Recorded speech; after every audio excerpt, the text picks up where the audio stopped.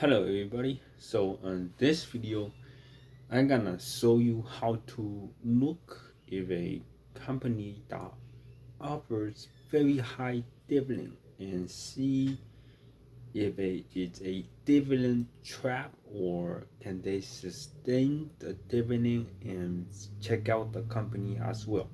So one of the company that I am looking at that's paying very high dividend, it's around 15%.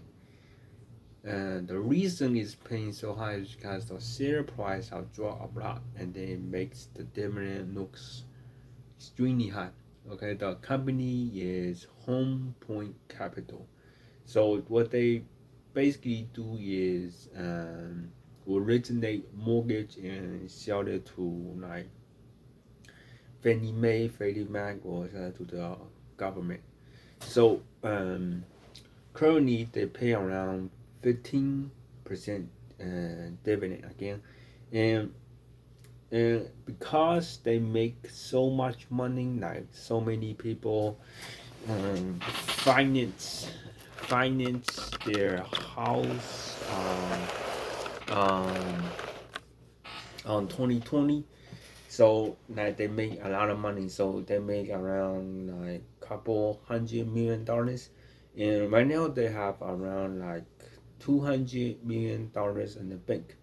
And the debt is kind of, I haven't figured out how to look at it yet, because they include the like mortgage in their debt. So they like service the mortgage as well. So they have like $7 billion of mortgage servicing debt and their own debt as well.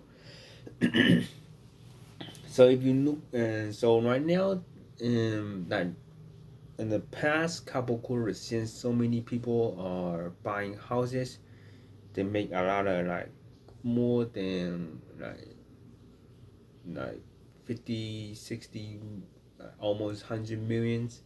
And I want to give a disclosure. I'm not a financial advisor, and what I say could be 100% wrong. So please do your own research. So let's go back to topic about how much money they make. So most recently, last quarter, they lost around $75 million per, like for one quarter. Now in 2019, for the whole year, they only lost like 35 million to 40 million. So they lost a lot of money, and they only have like right now only have like 200 million in the bank. If they continue their loss on 3 quarters, they will be this company will go big, and they will not have any money um, on the balance sheet. Okay, plus they pay 15% dividend. So can they really afford that dividend if they are not making money? So in my opinion, that dividend is not sustainable if they cannot make money like at least 30-40 million per quarter. And according to their past track record, they cannot do that. They cannot make it that money per quarter. And because on 2019 they lost money for the whole year, and in 2018 they also lost money.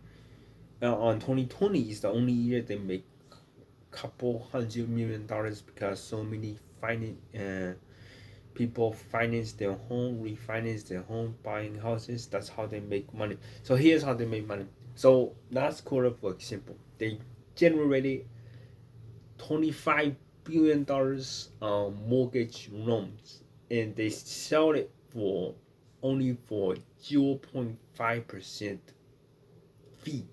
So that's around 80 million to like 1% is not around 25 million. I don't know how much. 1% 250 million. Yeah. So they only generated like $80 million revenue on that $25 billion of origination, $25 billion origination loan they got. Like 0.5% gain on sale of that fee is very low because like loan depot have like they make if they loan people did like I don't know I forgot how much they did it's also do like 50 billion and they make um and like 2.8%, 2 point something 2.3% fee on that 50 billion, so it's very high.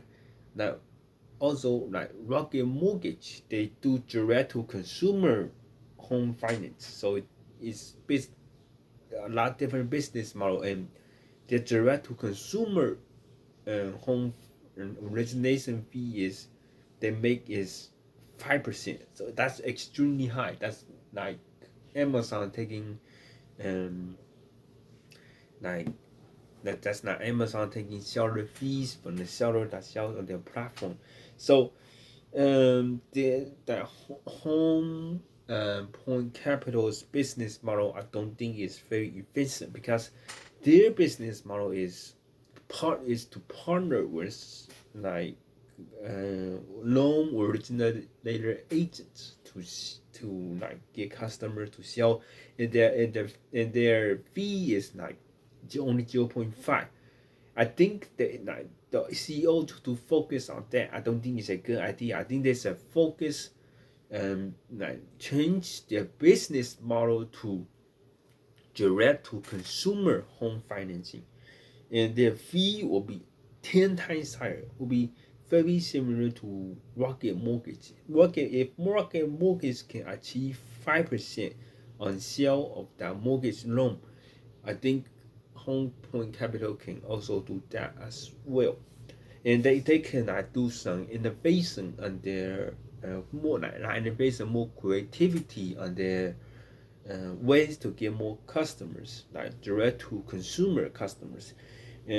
So like for example, if you refinance or finance your home with us, we can and like a successful transaction, we can give you a home pod, or we can buy you a like a fan or an AirPods Pro or something like that. So to incentivize the customer to finance with you.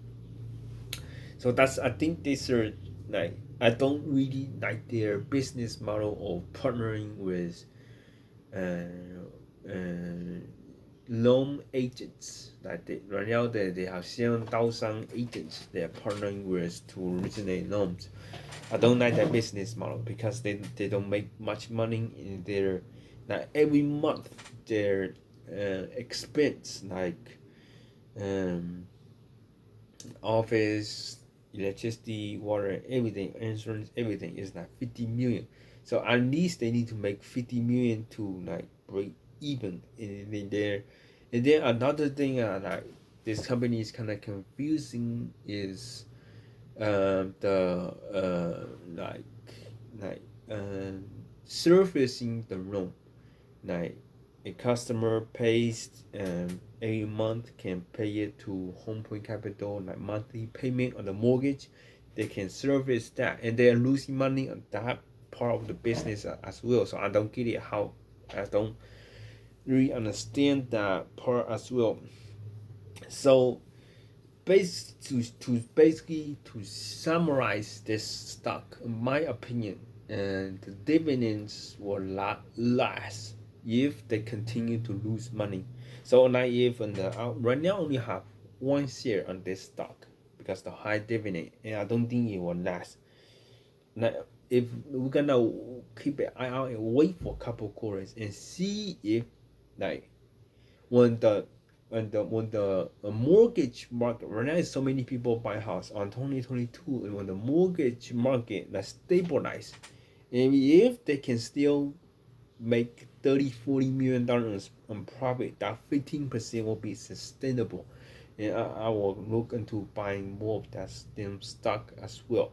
As currently right now it's not sustainable because they only have 200 million cash, and they are losing money every quarter, and plus like 15%, the company will pay out like 80 million per year, and plus they're losing money. So So I really don't think it's sustainable right now, and we're gonna wait and see if they can really be profitable on 2022 to sustain that 15% profit. So that's basically it.